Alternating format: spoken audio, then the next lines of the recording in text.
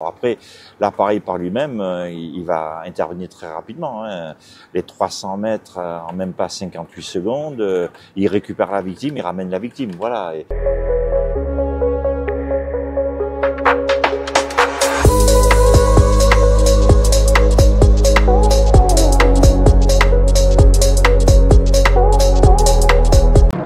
Bonjour à tous et du coup bienvenue sur cette deuxième partie d'interview d'entrepreneur avec Jean-Marc Philippe. Je vous laisse aller voir la première partie qui est sortie lundi à midi. On va commencer direct dans le vif du sujet. Bonjour Hugo, bonjour à vous toutes et à vous tous et bienvenue dans cette seconde partie. Et je vous laisserai aussi découvrir sur la première partie et après, ainsi que sur diverses images, l'appareil Seabob Rescue, ainsi que sur mon site internet www.emins, le tiré du 6, ways.com. Emins, ça fait penser au voyage. Et le Waze, c'est comme d'habitude, donc c'est l'aventure. Pour moi, cette entreprise, c'est une aventure, et Seabob, c'est une aventure. Je vais vous enlever ce supplice d'avoir retenu lettre par lettre et je vous mettrai le lien directement en description. Vous avez juste à cliquer, vous pourrez aller voir directement le site de Jean-Marc. Et franchement, ces appareils, on en a parlé dans la première interview, c'est vraiment génial. Ça permet de sauver des vies, c'est même son slogan. Hein. Donc voilà, on va directement passer dans la deuxième partie où on essaye de plus comprendre sa vie, comment il a réussi, ses échecs, toute cette partie-là. Donc où tout a commencé, où tu es né. On va vraiment partir. Alors où je suis né? Alors moi je suis né dans le sud-ouest, à Narbonne. Ok. Voilà. Une partie de ma famille est à Narbonne. Une infime partie est en Corse. Et une autre infime partie, du côté de mon papa, est dans les Hautes-Alpes. Et après, mon papa, il y a une aspiration de voyage, d'aventure. Il a été marin toute sa vie, il a été dans la marine nationale et donc la première base militaire, il a été à Toulon. Donc après j'ai été adopté par Toulon. Et du coup, quel genre d'enfance tu as eu Une enfance merveilleuse parce que mon père il m'a mené dans beaucoup de sites, il m'a appris à plonger rapidement, à plonger aussi. Et puis bon, la ville de Toulon, comme hier à côté, comme Sifour, comme Bandol, Marseille aussi qui est pas très loin, Cannes, Nice, toutes nos villes côtières sont des villes merveilleuses, voilà. Et quand on est enfant, qu'on découvre tout ça, je pourrais dire qu'une chose, on s'amuse et c'est merveilleux. Carrément, la Côte d'Azur. C'est ça. Comment tu as vécu l'école et ça a été quoi ton cursus? L'école, je l'ai très bien vécu. J'ai fait les deux écoles et je n'ai rien oublié, comme disait Sardou, parce que j'ai fait vraiment les deux écoles. J'ai fait le public et le privé. Voilà. Okay. Donc tout s'est bien passé. Voilà. Bon, quand c'était l'école privée, j'ai eu le droit d'aller à la messe. Bon, ça me dérangeait pas. Tous les matins la messe, tous les matins le sport. Voilà, et du coup, on s'entretient, on est en forme. Ouais, carrément. Est-ce que tu as lancé un petit business pendant tes études? Alors pendant mes études, est-ce que j'ai lancé un petit business? Alors là, je pourrais dire d'un côté oui, de l'autre côté non, parce que tu es toujours à un certain âge, tu as plutôt envie d'aller vers les filles. Alors pour aller vers les filles, le truc, faut du pognon. Il faut un peu d'argent, mais surtout, disons, une certaine notoriété. Alors, moi, je me rappelle, j'avais créé et j'ai participé avec Babelou à un club de théâtre. Donc, je me suis essayé un peu au théâtre. J'ai essayé, attention, hein, parce que je suis pas devenu acteur. Et je me suis aussi un peu essayé à la chanson. Voilà, on fait quelques petits trucs sympas. Et donc, en même temps, bon, les filles, quand on est jeune, quand on a 15, 16 ans, elles viennent plus ou moins vers nous parce que, ah, putain, il chante et tout, il a un groupe et tout. Ah, putain, je veux voir le batteur, putain, je veux voir ça. Et puis, bon, on mettait aussi des danseuses et tout. Ça a été une belle époque. Est-ce que, avant qu'on parle du coup de tout ton côté business, tu nous l'as dit dans la première partie, tu as une passion, c'est notamment la plongée. Mmh. Est-ce qu'elle t'a fait venir justement à ce type de business? Oui, ouais. Oui, parce que je suis comme certains plongeurs, pas tout le monde, parce que sinon on va me dire, oh là là, qu'est-ce que t'as dit? Bon, certains plongeurs, on est un peu feignants. Quand on est dessous, putain, il faut encore palmer. Tiens, il y a du courant, tiens, et puis on palme. Et puis j'ai dit, mais il y a des appareils quand même, il faudrait qu'on regarde. Oh, mais le prix est important de ces appareils. Oh. Mmh. Ah ben oui, ben oui. Ah ben attends, tout compte fait, si on contourne le système, et si je vendais ces appareils, le prix serait moins important pour moi. Et surtout, je pourrais peut-être en avoir en démonstration que je pourrais me servir pour moi et mes copains. Voilà. Carrément. Ouais, Alors, joindre l'utile à l'agréable. voilà, les seules zones qui sont interdites, on peut aller sur les épaves avec ce genre d'appareil par exemple, mais on n'a pas le droit d'aller dans les parcs nationaux. Ça, les parcs nationaux, c'est interdit. Ouais. Voilà. Pour l'instant, disons, hein, parce que peut-être ça peut évoluer par la suite. Ok. Tu en as parlé dans la première partie, mais est-ce que tu peux réexpliquer vraiment qu'est-ce que c'est un Seabob Rescue et en quoi c'est vraiment pas indispensable, mais complémentaire avec d'autres outils pour sauver des vies? Alors, le Seabob Rescue, il est complémentaire. Alors déjà, c'est un outil que peuvent ou pas acquérir nos sauveteurs. Voilà. Ouais, c'est pas obligatoire. C'est pas obligatoire, c'est pas dans un cahier des charges précis. Ouais. Le cahier des charges précis, au niveau du sauvetage, on va dire bon, ben, il va falloir l'oxy médical, il va falloir tout ce qui est côté médical. Il faudra que les sauveteurs aillent le plus rapidement possible vers la victime. Voilà. Pour aller le plus rapidement possible, soit ils y vont à la nage, ils s'essoufflent rapidement. Ça, malheureusement, avant, on n'avait pas toute la technologie. Ouais. Maintenant qu'on a toute la technologie, ben, cet appareil est utile. Maintenant, après, il faut que les élus, le maire, le président du département, le contrôleur général au niveau des pompiers, décident, par exemple, les CRS décident d'acquérir ce genre de matériel qui, soit c'est sur leur budget propre à eux, soit sur les budgets des communes, du département. Voilà, c'est des questions de budget. Alors après, l'appareil par lui-même, il va intervenir très rapidement. Hein. Les 300 mètres en même pas 58 secondes, il récupère la victime, il ramène la victime. Voilà. Et après, le sauvetage peut être fait. Sachant que quelqu'un qui commence à se noyer ou qui se noie, en 3 minutes 50, 4 minutes, la personne, elle peut être décédée. Voilà, donc il faut aller très vite. Après, quelqu'un qui a eu, par exemple, un AVC, une crise cardiaque, là aussi, il faut aller très vite. Voilà, donc est-ce qu'un sauveteur, malgré qu'il sache très bien nager, il arrivera à battre le Seabob? Non. Voilà, c'est le Seabob qui est le plus rapide. Alors après, le Seabob, suivant les lieux, ça sera pas le Seabob, ça sera le jet ski. Suivant les lieux, ça sera un semi-rigide. Mais très souvent, le Seabob, de plus en plus, c'est pratique parce que même en hivernage, il suffit de bien le rincer et puis de vérifier sa batterie. C'est des batteries lithium manganèse qui sont sur le côté et il n'y a aucun souci sur l'appareil Seabob. Okay. En off, tu m'as dit que tu avais l'exclusivité oui, à la vente. J'ai l'exclusivité de la vente sur le Seabob Rescue. Oui. Voilà, pas le Seabob tout public. Oui. Seabob tout public. On est plusieurs à se partager le marché. Pourquoi? Parce que le problème sur le Seabob Rescue, il faut se faire en réseau. Voilà. Et le réseau, c'est les institutionnels. Il faut être bien avec certaines personnes à Paris. Il faut être bien avec, disons, dans les régions. Et donc, automatiquement, tous ces réseaux, il leur faut le temps aussi. C'est pas immédiatement qu'ils achètent. Il leur faut quelques mois, plusieurs mois, des fois plusieurs années aussi avant qu'ils décident de dire j'en veux, j'en ai besoin, etc.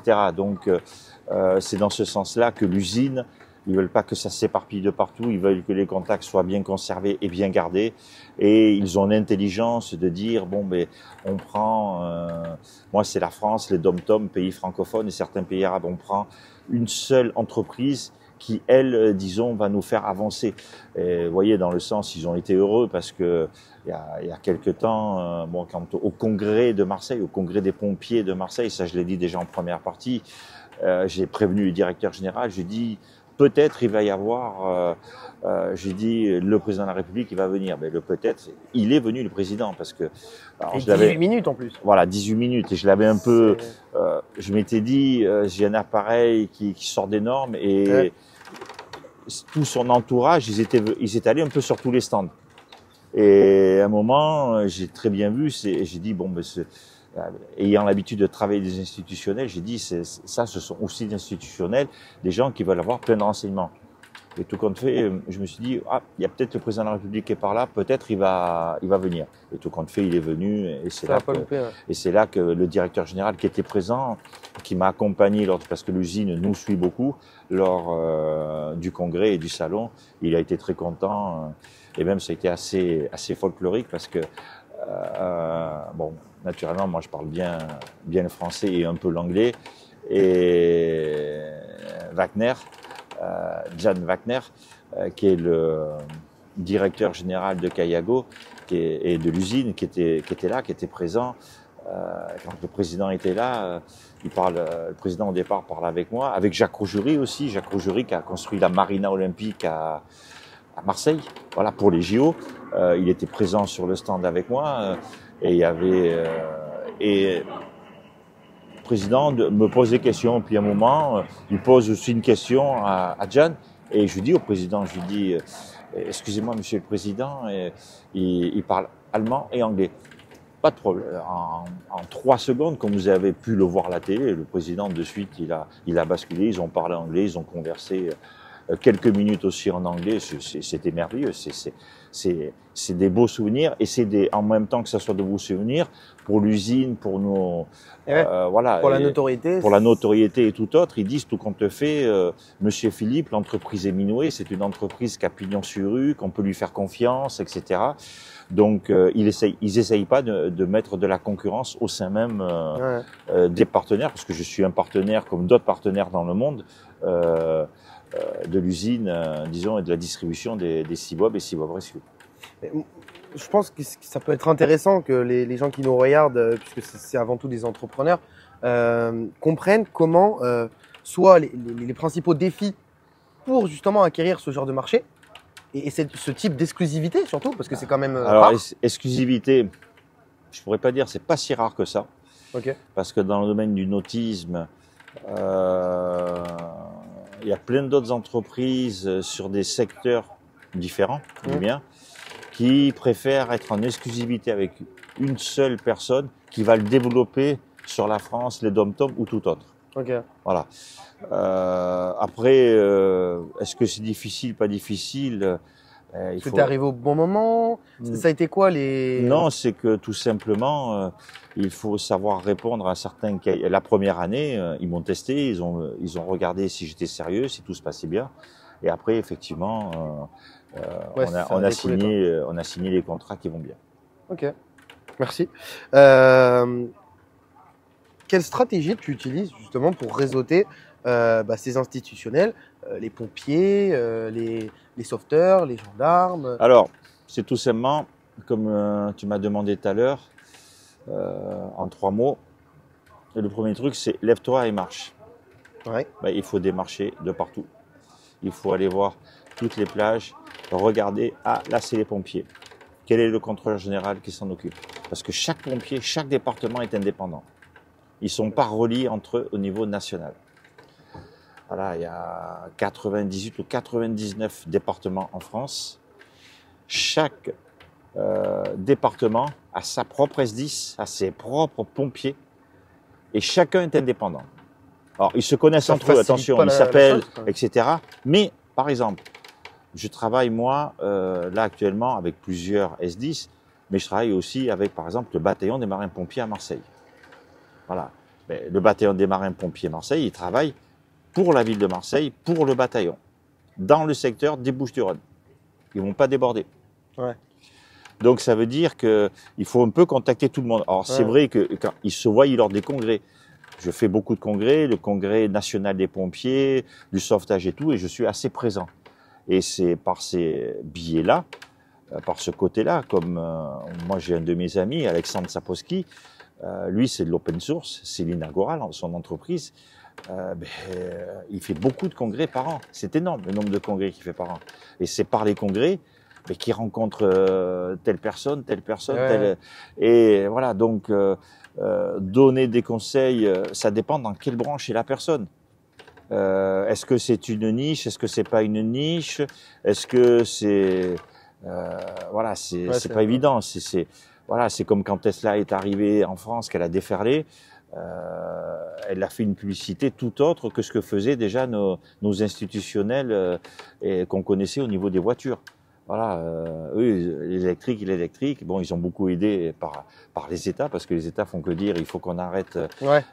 Et puis, plus, bon, ben, leur autonomie. Voilà, c'est comme le Cibob, Ouais. il a 1 heure d'autonomie, voilà, qui est assez important en pleine puissance quand même. Ok.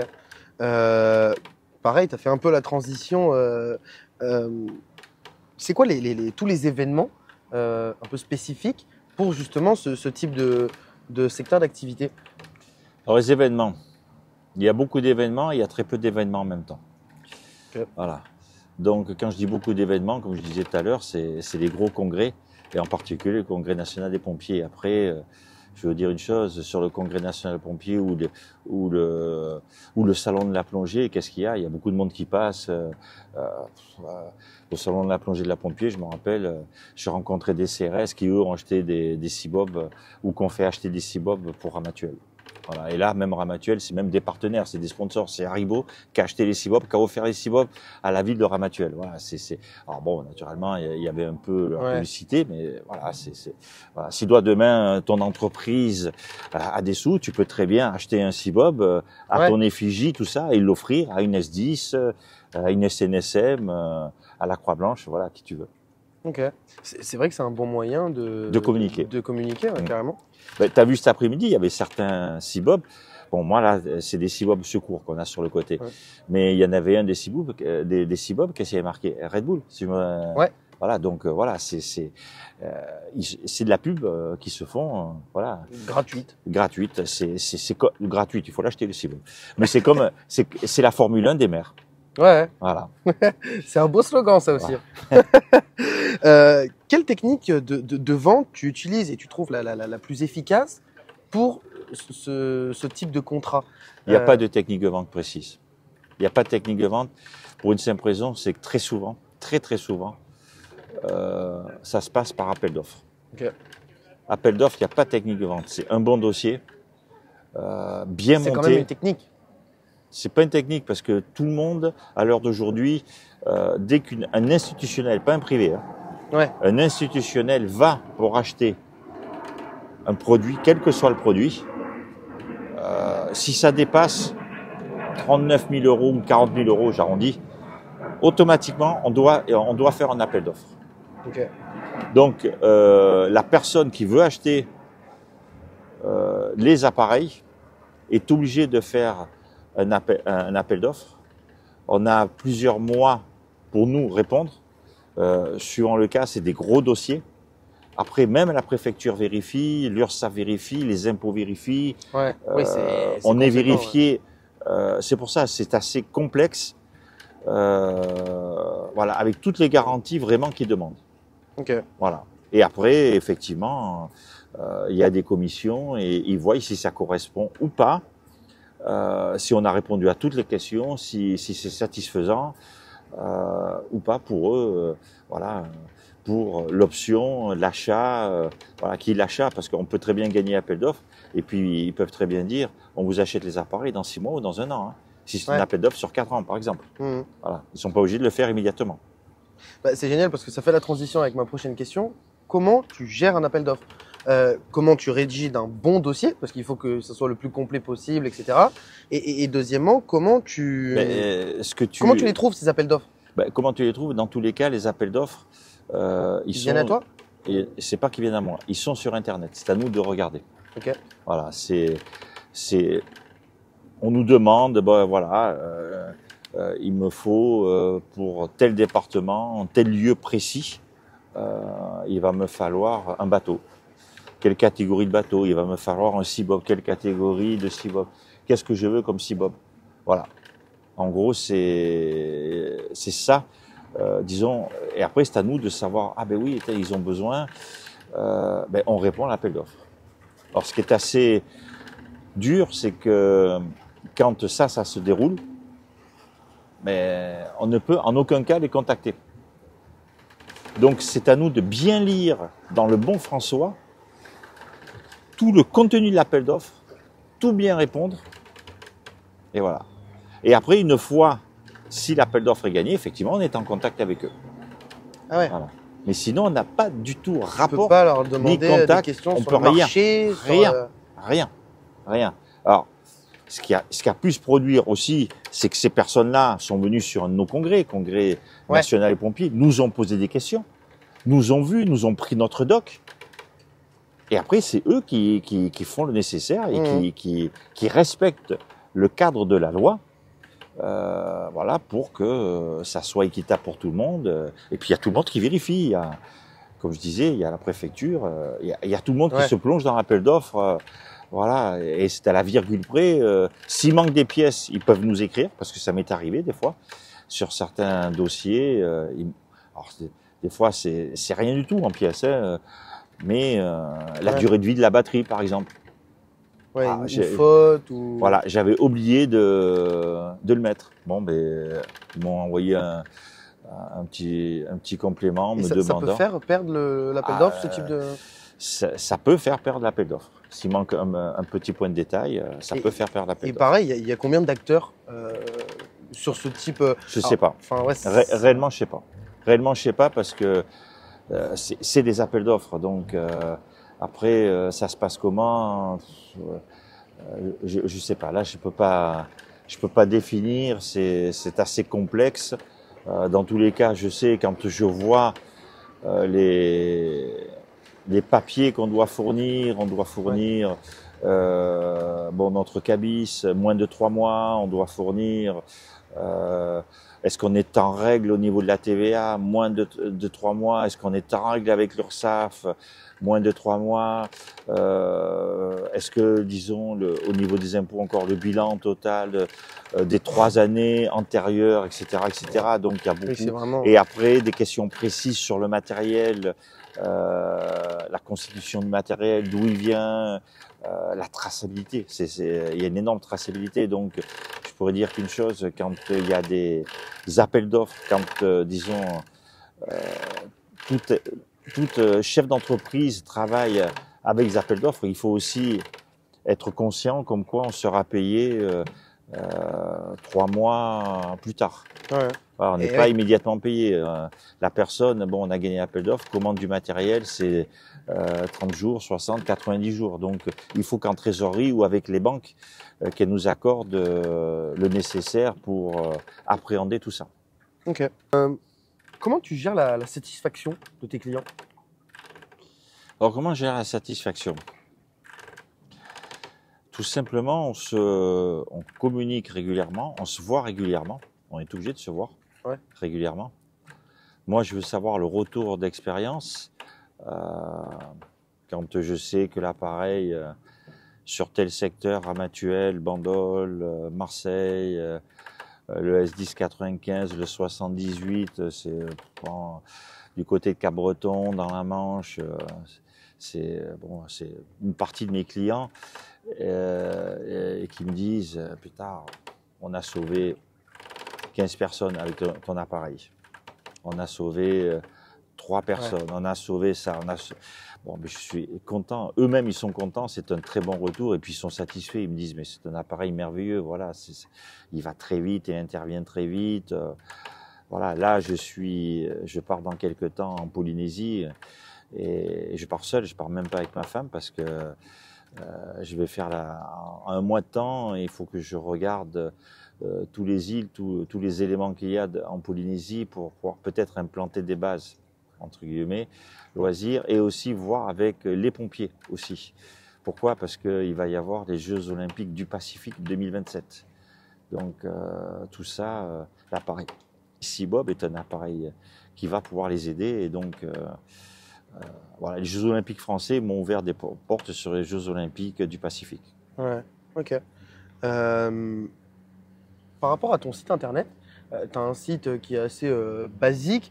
Quand on voit d'autres grosses entreprises qui ont des sites vraiment avec des animations, des trucs, des machins, comment tu peux justifier ce choix et en quoi du coup c'est pas forcément important d'avoir le plus beau site pour ton type d'activité? Pour une simple raison, c'est que on voit l'appareil, il y a quelques images, quelques vidéos sympas. Ok, mais il faut l'essayer. Voilà, c'est tout.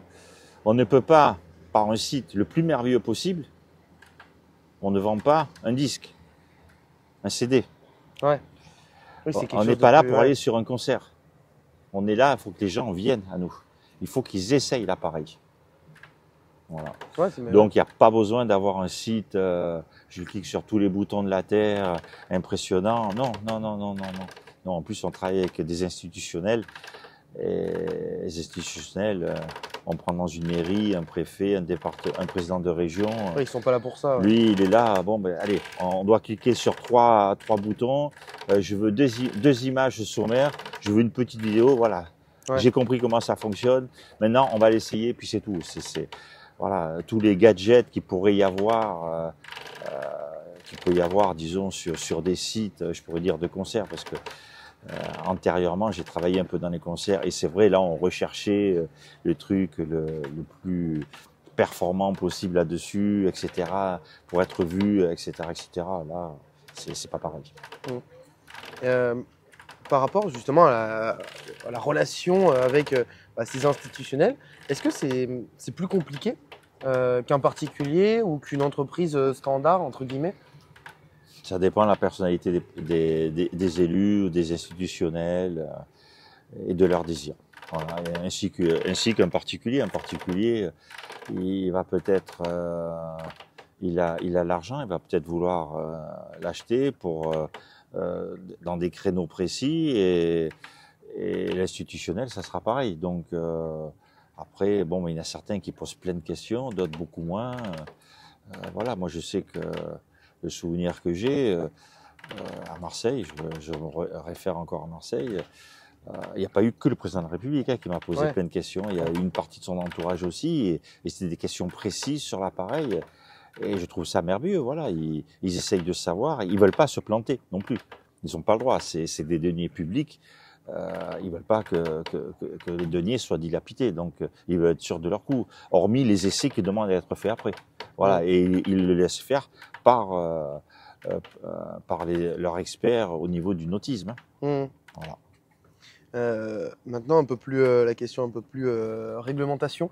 Oui. Est-ce qu'il y a, j'imagine qu'il y a plein de réglementations hyper complexes par rapport à ces outils-là, par rapport peut-être à la formation, enfin c'est sûr même par rapport à la formation des sauveteurs.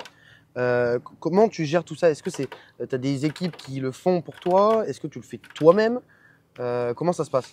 Alors, la réglementation, déjà, il faut savoir, c'est que le CIBOB, pour être vendu, naturellement, il est obligé d'avoir un cahier des charges et de répondre à toutes les normes CE, CCE, tout ce qu'on peut voir. Donc, il a une page entière de normes. Même, il peut prendre l'avion. Il y a des codages précis, il y a des trucs précis. Il faut qu'on fournisse les certificats, naturellement, mais il y a tout ça. Voilà. Alors après, dans le domaine du secours, proprement dit, j'ai des équipes autour de moi. Voilà.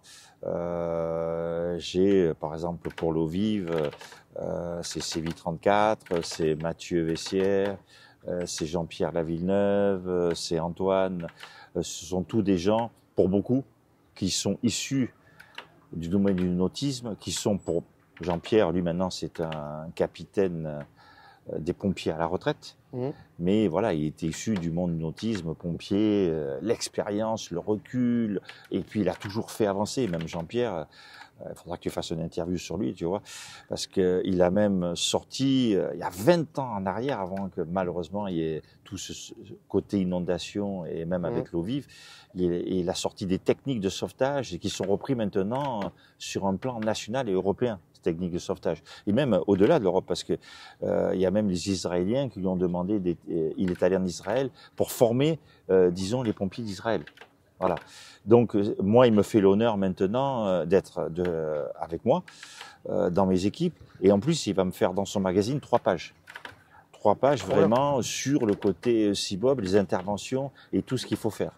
Voilà. Après, j'ai sur le côté côtier aussi des gens qui sont autour de moi, Vincent en particulier, qui est quelqu'un merveilleux, qui est depuis le départ, qui est un pompier pro, lui aussi. Voilà, il est à côté, il donne de son temps personnel, parce que c'est pas dans l'activité, dans son activité à lui, c'est son temps personnel pour m'aider à développer ce produit, et dans le sens que lui, en plus, il fait du kite, il fait de la planche, tout ce Il qui est convaincu, quoi. il est convaincu, puis tout ce qui est nautisme, Ouais, c'est vrai, ouais. il se régale. Et après, bon, ben, comme tu connais, hein, que tu connais quelques personnes qui m'entourent, le CIBOP peut aller sous l'eau, et là, j'ai des gens qui sont autour de moi, j'ai Christophe, j'ai Alain qui lui forme les scaphandriers, donc j'ai des gens qui sont vraiment très carrés là-dessus, et j'ai aucun souci, et ça c'est merveilleux. Voilà, j'ai que des équipes de professionnels là-dessus. Après, je suis aussi épaulé par l'usine, par Kayago, qui eux sont réactifs. sont réactifs, ils ont du monde autour, etc. Voilà. Ok. Ce qui peut être intéressant aussi de comprendre, parce que c'est quand même des produits assez chers, 10, 15, 25 000 euros. 10, c'est pas trop, ouais, quand même. Ouais, plutôt 15, 20, 25, parce qu'il y a toujours plein de trucs. Je te rajoute ça, je te prends ça, je te prends ça, je te prends ça. Donc, voilà. Ouais, plus 15. Avec combien d'argent tu as créé ta société au départ, tu as mis combien de billes en termes d'argent, en termes de temps, enfin, la globalité, quoi. Combien j'ai mis d'argent? J'ai pas beaucoup mis au départ. Okay. L'argent. Pourquoi? Parce que il faut un capital, effectivement, pour créer une société. Tu mets un capital et tu te dis ça a marché, pas marché. Et puis après, comme je disais, c'est tu bosses, tu vends des CIBOP, tu fais rentrer des sous, ça ressort, tu fais rentrer des sous, ça ressort, et petit à petit, tu fais monter ton capital, petit à petit, d'un CIBOP, tu passes une petite flotte de CIBOP, ou aussi une petite flotte de CIBOP, d'une petite flotte de CIBOP que tu as pour toi, pour des prêts, pour de la location, pour du cinéma, parce qu'il y a des cinémas qui sont intéressés par ces petits appareils qui sont des appareils à monde. Voilà, et tout doucement, tu commences à monter, tu es obligé de t'acheter un hangar, etc., etc. Tu es obligé de beaucoup te déplacer, par contre, beaucoup. Voilà, les déplacements, tout chef d'entreprise, quel qu'il soit, s'il veut que sa boîte tourne bien, si sa boîte tourne bien, il se déplace. Des frais de réception, si jamais tu as du monde, voilà, il faut être vu, etc. Alors ça dépend avec qui tu travailles. Si tu travailles avec des institutionnels, ils aiment moyennement être vus. Après, suivant avec qui tu travailles, ils veulent être vus aussi. C'est pareil. Et pareil, c'est toi que tu les livres ou tu as une entreprise? Est-ce que tu livres, admettons là, tu as quelqu'un qui te prend en Polynésie deux CIBOP, est-ce que c'est toi ou tu as des exportateurs? Il n'y en aura pas deux. Okay. Juste parce que c'est pas rentable pour la Polynésie. Alors après, c'est mon entreprise, moi-même, qui livre les CIBOP. C'est fini de passer par des transporteurs. Je dis c'est fini pour une simple raison. Je l'ai eu qu'une fois.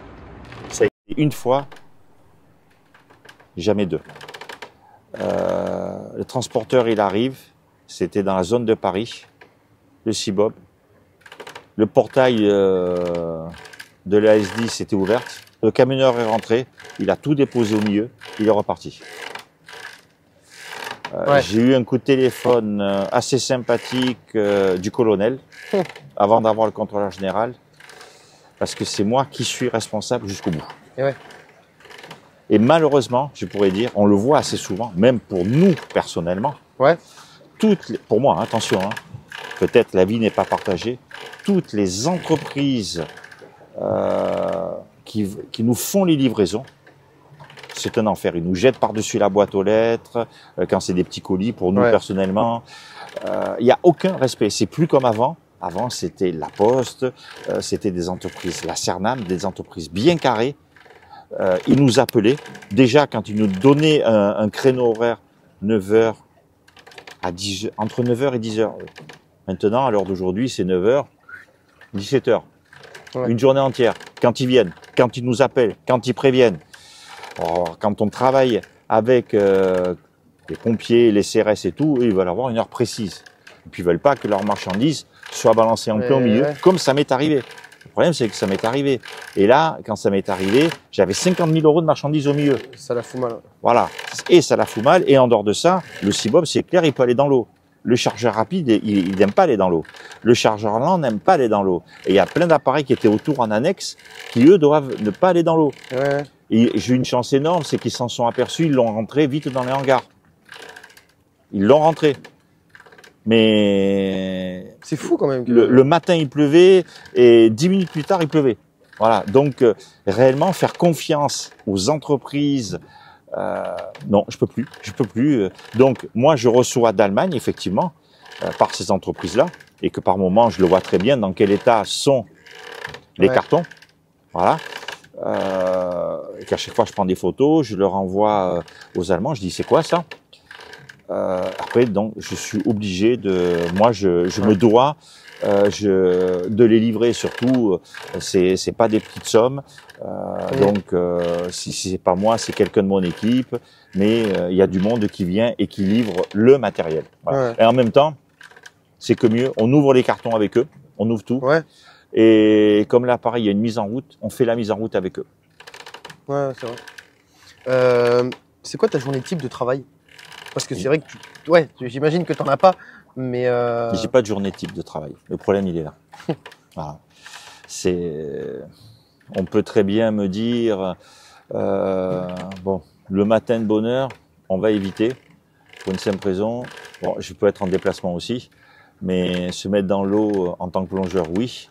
Avec le C-Bob, si je dis à quelqu'un, bon, on essaye le C-Bob et que l'eau est relativement froide, il va pas aimer. Et il va pas aimer du coup le C-Bob. Ouais. Donc, il faut que, pour des essais de C-Bob, il faut que ça soit décontracté. Ouais, et que l'eau soit bonne. Voilà. Ouais. Ainsi qu'éventuellement avec des combis. Là, dernièrement, j'ai acheté, bon, là, il y a des entreprises et des grandes surfaces qui sont sympathiques parce qu'il y a du bon matériel, des Decathlon, par exemple, des combis, des shorties pas chers. Pour moi, c'était satisfaisant avec, on rajoutait mon logo et bon, ben, quand il y a des essais dans n'importe quel site et tout et que l'eau est un peu froide, s'ils n'ont pas leur propre combi, je leur prête la combi, le masque, etc. Ouais. Et après, il y a tout l'administratif. L'administratif, je fais souvent de l'administratif ou tout ce qui est réfléchir sur des publicités ou tout autre. Ben, la nuit, des fois, c'est 11h, minuit, 1h, 2h du matin. J'ai des idées qui me viennent, boum, bam, boum, on fait les idées. Un peu comme quand j'ai entendu, je crois que c'était Jacques Révaux, quand il avait composé avec Claude François Maillouet. Il y a une partie qui s'est passée en très peu de temps, mais c'est la nuit. Il a eu une idée, 3 phrases, 3 trucs, ils se sont appelés. Voilà, donc il n'y a pas de journée type vraiment. Ok. Dernière question de cette deuxième partie, c'est pas ta première entreprise. Non. Est-ce que tu peux justement rapidement nous faire un petit peu un compte rendu déjà de cette expérience-là et des expériences antérieures que tu as eues d'entrepreneur, puisque c'est quand même intéressant d'avoir des personnes qui sont pas à leur première entreprise. Pourquoi elle a fermé, enfin voilà tout ça. Alors j'ai jamais fermé d'entreprise, ça c'est clair. Ça a toujours été une joie. Et j'ai toujours passé le relais des entreprises. Okay. Voilà. À une époque, j'étais dans le domaine du spectacle et j'ai été ravi de passer le relais à toutes mes équipes, etc. Voilà, ainsi que les autres entreprises. Et quand on passe un relais, il y a une flamme, t'es jeune, il y a des jeunes qui veulent se lancer, qui veulent continuer, et voilà. C'était quoi comme entreprise ? Il y en a eu plusieurs. Il y a eu, disons, l'entreprise de spectacle et on rayonnait comme d'habitude dans toute la France, si ce n'est tout le sud de la France. Et moi, j'avais une chance énorme. En plus, j'avais sympathisé avec André, son nom de famille. Par contre, voilà, j'ai un trou de mémoire. Mais pourquoi ? Parce qu'il avait un surnom, le surnom Tranche de Cake. Il était toujours avec ses chaussures comme ça et tout. Mais c'était le régisseur de l'Olympia quand même, à Paris. Donc voilà, c'est des surnoms sympathiques. Grosse tronche de cake. Voilà, voilà. Puis quand il m'expliquait, il me dit, à la fin des concerts, du 3e, 4e, 10e jour, bon ben, un tel, Johnny, Sardou, Sylvie, plus tard, là sur la scène, on installait les tables, on mangeait et tout. Moi, je leur faisais les pâtes italiennes, mais les pâtes noires comme ça. Voilà, et donc c'est que des souvenirs inoubliables. Voilà. Ouais. Et toutes les entreprises avec qui j'ai pu travailler ou celles que moi j'ai montées, qu'après j'ai passé le relais, voilà, c'est comme dans le futur, très certainement. Bon, moi j'aime bien le show, j'irai vers le show. Ouais. Voilà. On pourrait te voir dans un film dans les 10 prochaines années, du coup. Est-ce que je Faire des films? Est-ce que je suis un bon acteur? J'en sais rien. Voilà, parce que moi je sais pas, je peux pas dire. Est-ce que j'aurai la patience? Je sais pas non plus. Ouais. Voilà, parce qu'il y a ça aussi. Ah bah c'est un métier à part entière. Hein. Voilà. Maintenant sous l'eau, avec mes dauphins, les requins. Pourquoi pas? Là oui, parce que là c'est zen attitude, on va doucement, et puis on va pas nous dire je claque, on reprend, je claque, on reprend. Non, on prend pas ça parce que au dauphin on va pas lui dire je claque, tu reprends. Ouais. Voilà. Ouais, c'est vrai. T'as trouvé un petit peu le l'alternative. Merci beaucoup Jean-Marc. Merci à toi. Cette deuxième partie. Et merci à vous et à bientôt. Merci d'avoir regardé. Merci voilà d'être resté jusque là. J'espère que ça vous aura appris et qu'on aura donné quelques conseils. Mais on va essayer de donner encore plus de conseils dans cette troisième partie qui sera un peu plus courte, que vous pourrez retrouver vendredi à midi. C'est tous les jours à midi de toute manière. Donc merci beaucoup encore une fois Jean-Marc. Merci et à bientôt.